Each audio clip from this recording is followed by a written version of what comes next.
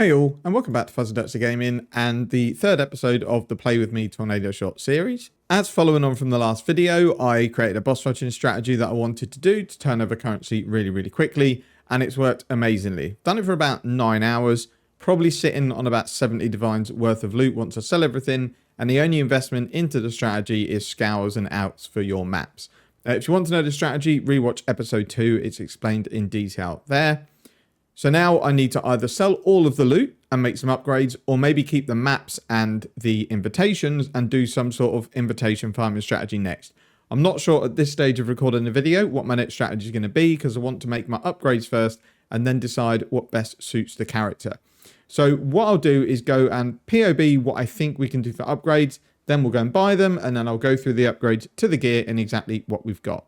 So before we do that, I'm just going to quickly highlight how to roll your maps for this current strategy. I did touch on it very briefly in the last video, but I've got an example that's saved that I'll play after this that just shows you how to quickly and easily roll a tab full of maps. So in this map tab, I've got all the dunes that I dumped from running my Messer map. So the first thing you want to do is search for unidentified, and then you're just going to have scrolls of wisdom, and you're going to ID all of the maps until the highlighted maps disappear. And then what this will do is give you an inventory full of identified maps. You're then going to search normal, and it's going to show you the maps that are white. So you're then going to go and get either bindings or alchemies, and just, again, hold shift and click all of your maps until, again, the highlighted disappear. So that's that. Now all we need to do is turn the magic maps into rare. So for magic, it's going to find both your magic maps, but it's also going to find rare maps with the mod has more magic monsters. So you obviously want to avoid those. So for this, we're just going to pull out all the blue ones. You don't have to pull them out. You can kind of remember where they are. It's not too much of an issue. Any rare ones are obviously going to leave as they are. So these two are magic. So it's that. There may be another easier way to do this. I haven't really looked into it. This is kind of the way I'll do it. And then these two are magic too, and the rest are all rare. So then we're going to scour all of these. And then again, use either your bindings or your alchemies to get them in. So then just to double check you've not got any normal maps left, just do that. So we do have one. Okay, so then I pull them out and put them in again just to put them back in a nice order. You don't have to do this. It's more my OCD. Okay, so you now have your maps ready to go. The only thing this build can't run is Fizz Reflect and Ellie Reflect. So again, we go Reflect. And it's probably easier to pull the maps out rather than have to remember where they are. So we do that. And again, get your scours out, hold shift, scour all your maps. Get whatever you want to do to make them rare, roll it down. And then any that go Reflect will be highlighted. So again, you're going to need to do these maps again. Make sure they're all done, and then reflect again, nothing. So now our maps are good to go, and that's it. It takes no time at all. Those maps are all now ready to run, and I won't have to bother with rolling maps again until I get all of these maps done, which is, yeah, nearly 100 maps, so a good amount of maps. So that's how to quickly roll the maps to do this strategy. So what we'll do is just go and do a very quick map showcase, and then I'll go through all of the gear and the kind of nuances that you need to look out for when you're trying to build the same character. So we have gone with the Cowl Spirit route in the end, but we'll come on to the gloves, how they work, and how you get your gear to make the most out of them. So we'll just go and do a very quick map showcase. We'll do a Conqueror map. I've got the most of our Hesman, so we'll go and do that. Can't do Fizz Reflect. So we're going to do this one. We've already got a Maven, so we can't do that. I should have looked at what map it was. Oh, Messer. Nice. So you run Berserk on your left click, and then as you generate Rage and your Berserk comes off cooldown, because we've got Rage generation of about 8 per second, it will just generate really quickly, and then your Berserk shouldn't be on cooldown for very long. So as you can see, clear is literally just run around one button. And then we'll go in here and we will kill the boss. Take our juicy maps, and then we will go and kill the Conqueror. So unfortunately, I just hit my Rage. So that might run out by the time he comes up, but oh no, it's fine. Put my ballistas down. And then he kind of gets dealt with nice and quickly. And that was with 46% increased life. And I forgot to put my blisters down at the start, which I keep doing.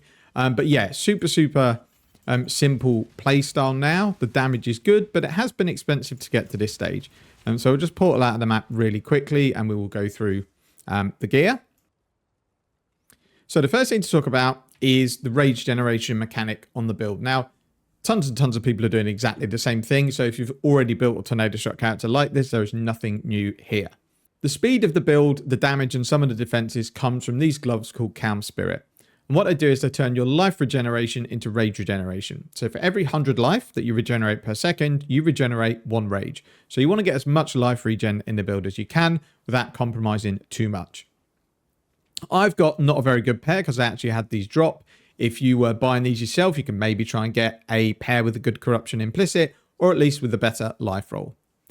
So to go along with that, you run a Kikizaru ring. The higher level you are, the better this ring is. It essentially gives you 3 life per second regenerated per level of your character. You also get reduced effect to curses, which is nice, and some all attributes and lightning res. You want to roll this with the life catalysts, which are fertile, because then your 3 life regen goes up to 3.6. So if we just bring a calculator up, my character is level 99.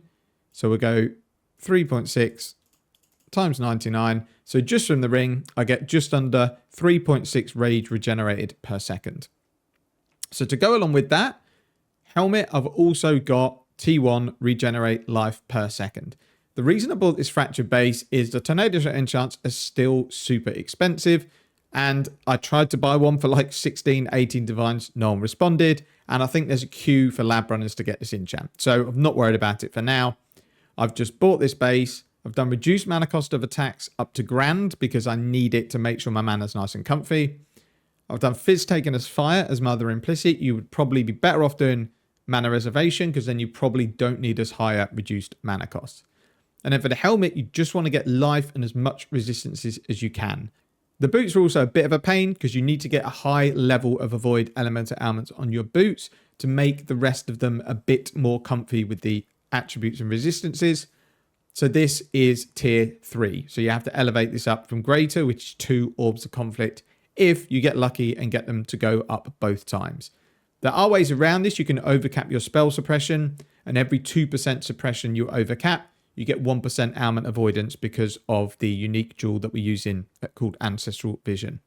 And then I've just gone increased attack speed with the other implicit. Again on the boots, it's T1 life regen, big resistances, 30% movement speed and life. I actually bought this pair because they're really good. They were quite expensive. I think they were like 5 to 6 divines. And then we go over to the belt and we have yet more life regen. And again, this has got life and mana catalysts on it. So this was a fractured regenerate life belt. They're not very expensive. It was like 40C. I've rolled it with resistance essences until I've basically got 2 big resistances and the regen life as my suffixes. I've then gone suffixes cannot be changed on the bench and I've veiled chaos. I've then crafted life on the bench to block a lot of the unveils. And I've unveiled with Jun, hoping to unveil regen life and maximum mana, which is what I unveiled. And then I've just crafted life. You don't have to do it this way. I don't think that 40 life makes a huge difference. You could just go big resistances, regen life, and then life. The amulet is the same. Here is truth. I did try and get a double corrupted one, but they're very expensive if you want big crit multi on them. Again, we're allocating expertise, which is the 30 dex node that we're turning into onslaught on hit. We've changed to Hirizaya for a few reasons. Big damage, big evasion, and a lot of spell suppression, which makes the gearing much, much easier. The quiver is the same quiver. You're essentially looking for damage with bows if you can, proj speed, crit multi, +1 arrow, and as a bonus, life. The bow will come on to last. So the other ring is basically what you need to balance the rest of your resistances. So this could maybe end up being a 30 chaos ring, or in my case, it could be turning into a multi-divine ring, because at the time I was desperate for resistances. I have since got resistances into my bow, which is pure luck. So I actually probably don't need a ring this expensive, but now we've got it. It is what it is. It's just big resistances, life, and non-channeling skills.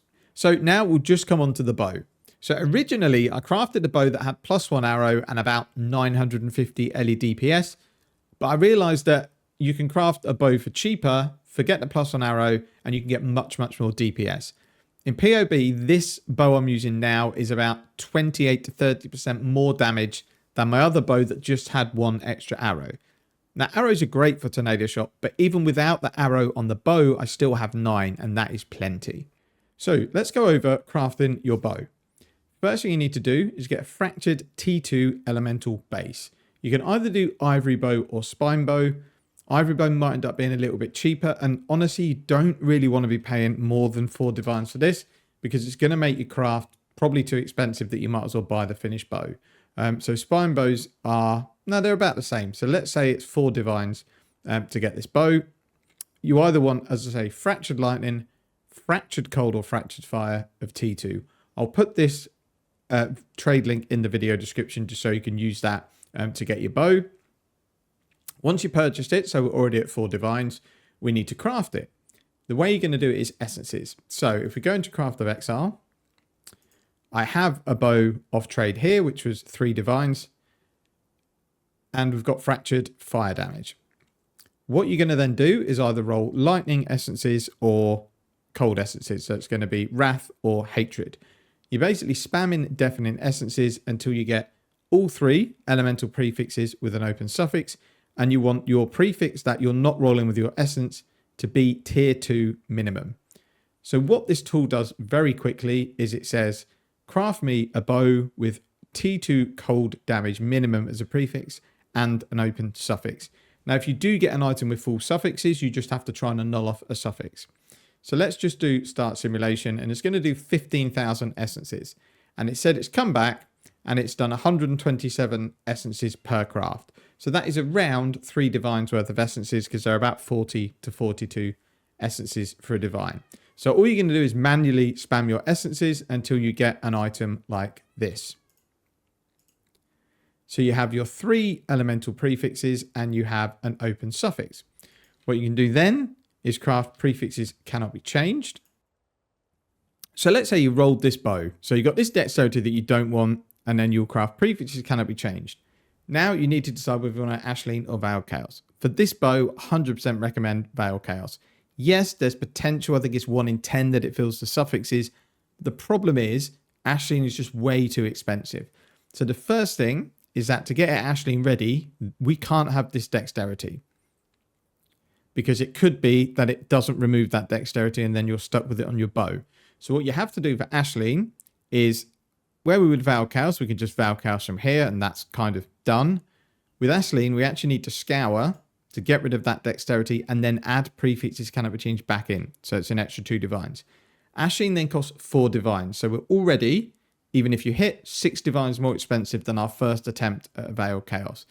The issue you have is if you miss your first Ashleen, you're going to go over the sale price of the bow. So you'll get your Ashleen suffix. You then want to craft one of the charge crafts here because that blocks the most outcomes. Then you unveil. So we need to hope and pray that we get attack speed or crit chance. Now we did get attack speed, but in all honesty, I don't think this is a very good result. We essentially get blood rage, which you might not want, and 14% attack speed, which is 1% more than you can craft for an Exalt. So yes, we've hit our attack speed, but now we're going to have to do the benchcraft crit, and we're basically no better than if we just multi-modded the item. So if we go crit chance and attributes, and then I guess the saving grace is you do have a slam that you can do and you might hit something good. We hit mediocre dexterity. So that's the kind of the problem with Ashleen. Yes, we unveiled something, but it wasn't particularly good and it cost us lots of divines. So if we go back, let's say we don't unveil anything that's any good. So here, for example, none of these work. This is just attack speed when a rare or unique enemy is nearby. Chance to deal double damage is nice, but it's no good without attack speed or crit chance. So let's say you took double damage and you might think, oh, actually, I can just prefix this cannot be changed on an Ashleen again, but you can't because it already has a Val mod on it. So what you have to do is prefixes cannot be changed, scour, prefixes cannot be changed. So that's another 4 divines. You're then going to have to go to TFT, pay 4 divines for someone else to Ashleen and do it again. Then if it misses again, you're going to be crafting a bow that you could have bought for probably 4 divines cheaper than you've just crafted it for.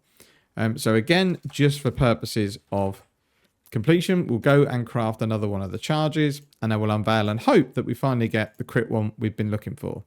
And we didn't. Again, we got this Blood Rage one, which is not ideal. So you would settle for that, you'd craft your crit chance, and then you could slam. But you've spent more than you need to on the bow. The way I crafted it and the way I recommend to do it is Veiled Chaos. Now, there is a 1 in 10 chance that your bow bricks, and if your null fails, you have to go back and do your essences again. But it's still cheaper to do your essences again than reset your bow ready for another Ashleen. So we've got our prefixes, we've got prefixes cannot be changed, and we're going to go and Veil Chaos. So in this case, we got kind of the middle result. The ideal result is no suffixes and just your Veil Chaos, because it's going to leave you room to Exalt Slam at the end. But we've hit lightning resistance. It's not the worst thing to have on a build that's pretty starved for resistances. So as with the Ashleen, you're just going to craft one of your charges, and then you're going to unveil. So on this occasion, we'd missed. But all you do now is you just replace that with prefixes cannot be changed, which is 2 divines, and you go again. So yes, you may fail, but each time you want to try again, it's 2 divines. If you want to retry again with Ashleen, it's 8. It's 4 to reset your bow, 4 to buy the services. So again, I'm going to go and Veil Chaos. We got the perfect outcome, just 1 suffix. So again, we craft our charge. And then we try and unveil again. So this time we did get the Blood Rage outcome, which I've said is not the best, but because we've only paid 4 divines to get to this point, it's actually a pretty good result. Then you'll replace your charge with crit and attributes, if you find the right one. And then you are open to Exalt Slam. And we've hit damage or poison. But that's the bow finished. 1170 LED PS, 8% crit. Really, really good bow, 1.59 attacks per second. And we've done that for about 12 divines. You'd be able to sell that for 18 divines-ish. There is a slim chance, but I would say it's super slim, that you fail your first 2 Veil Chaos, and then on the third, you fill all of your suffixes. You then have to reset. In that scenario, you are going to be itching up towards the purchase price of the bow, but it's still probably on par with failing 1 Ashleen. So yes, you can use Ashleen if you want to guarantee your item, but I think you're better off just buying the finished product at this stage. I would only go Ashleen if you are crafting a bow that's going to be worth 50, 60, 70 divines. Then you need to be very specific and very sure that your crafts are going to succeed. So that's it for the bow. We'll move on to the rest of the video. So let's just talk about the things you're going to need to balance on the build to get this Calms version working. The first thing you're going to struggle with is attributes. You are unlikely to get any from gear other than if you've got strength and intelligence on your bow, which means you're going to need a lot of all attribute tattoos on the tree. We run Berserk because that's kind of what makes the most out of all your rage. That is 155 strength requirement for a level 20. So you are going to need to do some work to get your attributes balanced. The next thing is your resistances, because we're using lots of uniques. You are going to have to get big resistances on your rare gear, and it can get a little bit expensive. The next is spell suppression. Now, spell suppression is fairly easy to get because we can get it from the tree and our body armor. The issue is you might need to overcap to make it that your boots aren't crazy expensive. So I have my Exile, and because I want to use this jewel here to drop a few nodes and help me out, I don't take the small suppression node here, so I lose 3%. So with my tree, I can cap spell suppression, but I don't quite have enough to get my ailment avoidance without having to spend a ton on the boots. So I have 2% spell suppression tattoos on my tree for a total of 4%. And the reason being is I did not want to try and push this elemental ailments up anymore. It's already expensive to get it to this point, and that's 26%. I get 20 from the tree here, which gives me 46. And then from being spell suppression capped, I get 50. So that leaves me at 96%. So I need to be at 108% spell suppression to hit 100% ailment immunity. And that comes from this jewel called Ancestral Vision. So it gives you 50% of your spell suppression as avoid elemental ailments. So you may need to tinker around with a few things to make sure you're capped for that. Don't rely on this 10% when you're on full life. Now, the main reason this is made much harder is because Vol's Vision has no evasion on it, which means you can't use this 15% mastery. Now, I don't know if you can get an implicit corruption with evasion on it. I don't know. But just the normal pair of gloves only have strength, so this mastery doesn't work. So they're kind of the things you've got to sort out. Your attributes, your resistances, your spell suppression, and your ailment avoidance. And trying to have, I would say, 4k plus life feels pretty good. So we'll go through the unique jewels in the tree. So we've already mentioned Ancestral Vision. I'm also using a Watcher's Eye with attack damage while affected by precision. This isn't amazing, and I think even just a decent rare jewel would be just as good. We have a +1 projectile tattoo in here with Warrior's Tail here, which doubles the effect of the tattoos in the radius. You do have to take a few nodes that you maybe wouldn't want to take, so you have to take this claw node here. And because we're not using the Lionized Full Jewel, that is basically a wasted point, but it is needed to get +2 projectiles. I just take this increased master effect here, or mark damage, which is actually decent anyway. And then we have another +1 tattoo here. And again, you've got to take all of these connecting nodes for it to work. We've also got a rare jewel in here with big attack speed, life, and all attributes. The last jewel I'm using to free up some points is a large thread of hope. The reason I'm doing it is these nodes are not particularly great at 5% attack speed each, and these ones at 4 are definitely not good. So running this allows me to drop those nodes. It also allows me to pick up Primeval Force. It allows me to drop these connected nodes here to just take these mages. And then I can also pick up this one, which is movement speed and chance to avoid being stunned. So overall, we've actually got a 50% chance to avoid being stunned. So again, you can maybe find ways either through tattoos, implicits, jewels to get stun avoidance. In terms of the tattoos, the rest of them are up to you. If you can get strength and intelligence on your bow, you probably won't need to do all attribute tattoos everywhere. So you can maybe use these to get some projectile speed because it will double the effect. So you could get 16% projectile speed. You could do mark effect, which is also really good. I'd recommend having 1 blind on hit because we hit with so many arrows, you're always going to blind the boss. It just gives you more chance to evade. That's kind of the route I've gone. There may be more optimal trees. I'm not sure. I'll have a play around with it later. But that's kind of where the build sits. So we'll just very quickly run through the gem links because I have dropped my Manaforge arrow setup that gave me a bit of DPS. The main reason for it is we can no longer get minus to mana skills on 2 of our jewelry items, and that makes the Manaforge setup too expensive mana-wise. I'll just run out of mana all the time, or the Manaforge setup isn't proccing enough. So in my Ballista setup, I've got Inspiration, Focus Ballista, Tornado Shot, LE damage with attacks, Ballista Totem support, and added cold. This can be any damage gem, really. We have got the Manaforge setup in here still for Frenzy, Manaforged, Power Charge, and Inspiration. This doesn't proc all the time because it does still cost 5 mana, and my main skill costs 5 mana. So if you really wanted to make sure that that's always hitting its cooldown, you could put Divergent Inspiration in here, but it is 5 divines, I think, for an uncorrupted one. So I've got 1 in my main skill, which in all honesty you don't need. It just makes it a bit more comfy. But I would say for quality of life, you should get 1. In the auras, I've got Enlightened, Grace, and Haste. The reason for the Enlightened is because I dropped my Grace Reservation Helmet. It did not feel good with mana without that level 3 Enlighten. And then we've just got a Flame Dash for movement.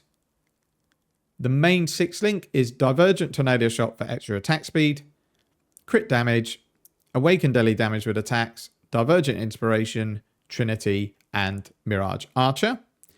And then in the boots, we have Berserk. There is an alt quality one that gives you more cooldown reduction for Berserk, which would definitely be better. I've just got a normal 20/20. And then we've got our life tap Sniper's Mark on here. And that's the setup I've gone for. The DPS I would think in terms of on bosses is probably 20 million-ish with the ballistas down. So it's nothing amazing, but it's ample to be able to do anything that isn't bossing, which on this build you should not be doing anyway with this sort of currency that I've spent on it. So I do think with tinkering around, it's very hard to say how much I spent because I've wasted loads of money on the bow that I didn't need, and I made a couple of mistakes crafting. It's also going to vary depending on who needs what items, but I think it would be pretty okay to say this is probably 100 divines with the jewels and the gear, all the different things. It may be much less, it may be a bit more, I don't know, but I'm going to say it's 100 divines investment. Once I've sold the gear that I've replaced, I'm probably down to about 80 divines. The issue from here is there are no good upgrades really that I can make it cheap unless I'm missing something really obvious. We've got Forbidden Flesh and Flame Jewels, which are insane money, like 150 to 250 div a set. You've got Mage Blood, because that would allow you to get resistances and mana cost into your flasks, so you can then get loads of damage on all your gear. You could even then probably go Omniscience and drop the Combs, because you can get really good onslaught from flasks and maybe Rage on hit on your gloves, and I think maybe at that point the Combs you would drop. You could go Headhunter, but then you're probably looking to go a Fizz conversion build, which is super, super expensive. And then there's the Helm enchant, which I haven't even been able to buy. So I will carry on because I do want to do some different farming strategies on this character. We may turn it into a let's get the Mage Blood or let's get the Forbidden Jewels, and we'll do some different farming strategies. But from here, I really don't think I'm going to touch the build much. The only other thing we can add in is a bow like I've got, but with +2 arrows. But I would think you're looking at 70 to 80 divines. Again, a big investment. So if you're not someone who plays that often and aren't comfortable farming up hundreds of divines, the rest of the series is probably not going to be much use. But if you're someone who's got currency to burn and want to carry on, then I will carry on improving the build. So that's it for the gear, the skill links, the tree. I know it was a bit of a waffle, but it was basically a new character compared to what I had in the last video.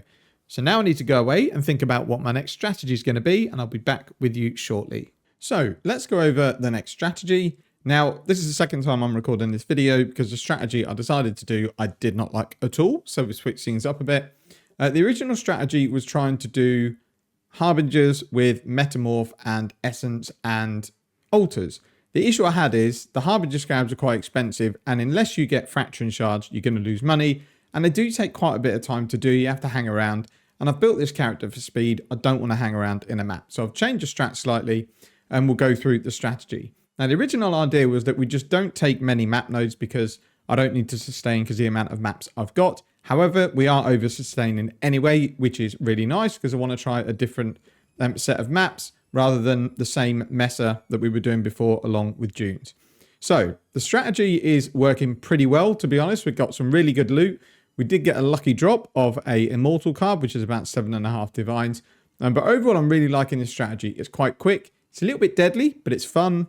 And you get a lot of juice into the maps and not a lot of currency. So the only thing I'm doing on the map device is Gilded Metamorph Scarab along with Essence on the map device. So let's have a look at the tree. So we're taking all of the Essence nodes. So Prolific Essence, Crystal Lattice, Crystal Resonance, and Amplified Energies. We're taking some Metamorph nodes because some of them I don't think are very good at all. So we get in, you can assemble an extra Metamorph, although it is annoying when you don't get enough parts. We're going up here and we're taking the ones here where they have a chance to drop extra catalysts. Not bothering with Rogue Metamorph. They hardly drop anything and they can just ruin your map. And then we're going and taking both these ones here. So this essentially reduces the damage granted to Metamorphs when you fill the vat, and it reduces the life. But then this one increases the life and increases the damage, but you got a 30% chance for rewards in the Metamorphs to be doubled. So I think it's worth taking both of those. Along with that, we're taking Exile with Wrath of the Cosmos, and then also Light of Dawn to get more altars to spawn. What I've also added in, where I did have Harbinger, I've added in Delirium, but we're not forcing it. But we get about a 50% chance to get a Deli Mirror, so it's 1 in 2. So we're taking all the Deli chance here. We're taking Singular Eternity just to add a little bit more fog duration, because the maps I'm doing, which are going to be City Square and then Crimson Temple, are square maps, so they're not the best for fog. It's not run out once yet so far. I've cleared the map and got to like 6 or 7 rewards. We are taking these Deli nodes here to get extra chance, and then also have a chance to have extra layers of Delirium in the maps that you find. We're going up here and taking the chance to get additional reward types. These are really good when they proc. Not bothering with the extra chance to get a boss or drop clusters and things like that. Then we're going down here to take chance to get Cluster Jewels and Delirium Orbs, and then more chance for Delirium Orbs to be rewards. And I have actually had 3 Skitter and Delirium Orbs just randomly drop from monsters before the rewards come, which is really nice. We're going up here and taking, when you kill a map boss, you get +1 count, which is really good. So when you kill the boss, if you're on +4, it'll go to +5. We're not really utilizing it to its full potential, because ideally you want to wait till you get to like 6 or 7 rewards, then kill the boss, because the last layers are much harder to get. But this is just an additional part of the strategy. It's not a full-on Delirium strat. And then just because we've got the points, we're going to take increased size of Simulacrum Splinters. but we won't get a lot because we're not running maps where you go a long way away from the mirror. So probably the maximum we're going to get in a map is like 30 to 40 if we get a boss. And that's kind of the strategy. I'm just taking the quant and rarity nodes here. We're doing singular focus just to make sure when we drop maps that they're our favorite map. And that's about it. There's not much more to go through. I wouldn't even call it necessarily a strategy. It's taking a few nodes and using one scarab and then essence on the map device, but it is paying dividends. It's very hard to track because I'm using chaos, so it's going to take chaos out of my stash tab. So once I've kind of got used to the strategy, I'll set up a new tab and then I'll just put chaos orbs where I know they'll go out to go into the essence. And then at least I can track what we're doing per map. I'm not going to do per hour because everyone's going to do these sort of maps at a different speed. I'm probably about 2 to 2.5 minutes to complete the maps. They are quite quick, and that's the reason I dropped Harbinger, because it saves like a minute in the map, especially if you're using like Gilded Scarabs, for example, and you get 4 to 5 extra Harbingers. Even with the increased time and increased cooldown, they still take quite a while to do, and they were just dropping so many degens, it was really starting to annoy me. So he dropped Harbies and added in the Delirium. I think it's going to be a really good strategy. It's not going to be as profitable as the boss rushing one, but I am having a lot more fun doing it. It is nice to take on some tanky and dangerous enemies. Now I'm level 99 and don't necessarily need to worry about dying. So as usual, the Atlas tree will be in the video description. And it is just a case of Gilded Metamorph Scarab, Essence on the map device, take your Searing Exile Influence and go. And that's it. It's going to be, I would think, 6-ish to 7 divines per hour. If we get lucky and get more cards that are worth 7.5 divines, it'll obviously be more. But it should be a decent return. That's it for this video. Thank you very much for watching. Take care, and I'll see you in part 4.